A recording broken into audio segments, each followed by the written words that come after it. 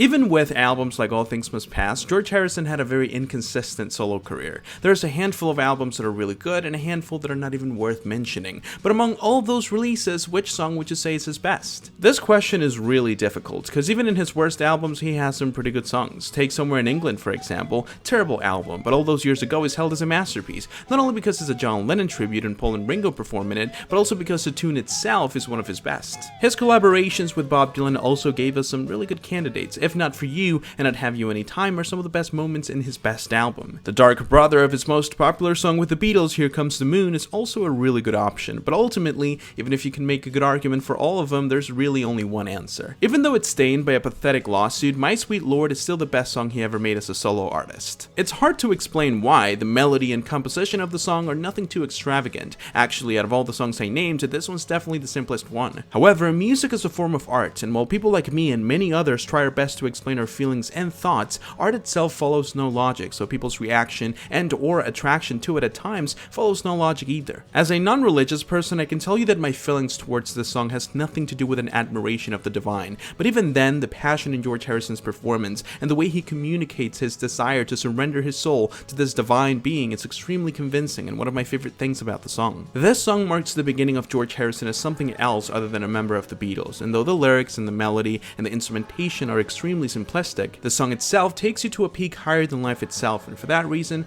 I believe it's his best one.